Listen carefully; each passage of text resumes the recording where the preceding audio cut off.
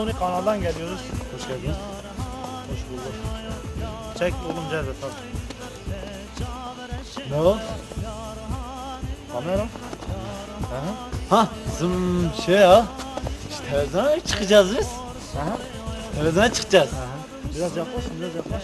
Çıkıyorlar. Gel gel gel. Çalışıyor mu? Aha. Ya bizim Doğu Anadolu'da işte aşık çok. Yani bir sürü milletlerde güzel şeyler var biliyor musunuz?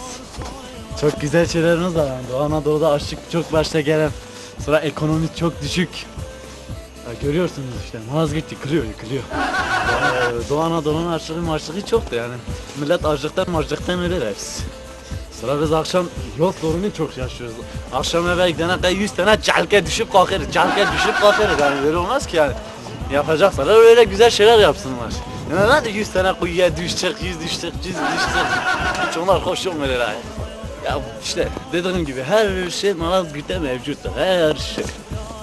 Her şey Malazgirt'te mevcuttur ya. Aşık var, marşık var, bütün güzel şeyler var Malazgirt'te.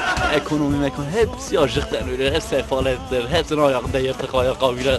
Ama ben biraz parlak ama ayrı mesele. Ya işte öyle yani. Biz buraya doğum ve aile planlaması için gelmiştik. Onlardan biraz bilgi alabilir miyiz acaba? Alabiliriz. Şimdi doğum için, yani doğumun 3 çeşidi ayrılır doğum.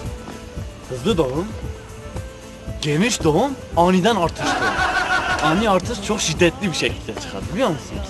Evet. Yani derecesi 365 mili geçer. Yani çok güzel doğum çeşitlerimiz var dedim. Yani hastanede de doğum çeşitleri yani hastane Malazgirt içerisinden daha güzel doğumlarımız var. Peki aile planlamanız nasıl? Aile planlarımız %100 eşitlik var. Aile planlaması 100 tane eşit çocuğum var yani bilmiyorum 20 tane. Yani 20 taneye yakın var. Hangisine bak? Ya bizzat kendilerini bile tanımıyorum yani. Ben de bilmiyorum kaç tane çocuk olur. Giriyorum bir kahve biri geliyor para istiyor. Kim olduğunu bilmiyorum. Yani ne kadar çocuk çoğalsa o kadar bela az oluyor biliyor musunuz? İşte her şey size anlattığımdan ibaret. İşte dediğim gibi doğum çeşitleri 3 ayrılır, 5 ayrılır. Bizzat yani ne bileyim bir çeşit doğum çeşitleri var ama biz fazla o taraflara ince. Tam bu arada saat kaçta çıkacağız kamera? 8'de. Evet. Yakışıklıyım değil mi? İşte her şey bildiğinizden ibaret. Doğu Anadolu böyle bir şey. Peki memleketinizden memnun musunuz?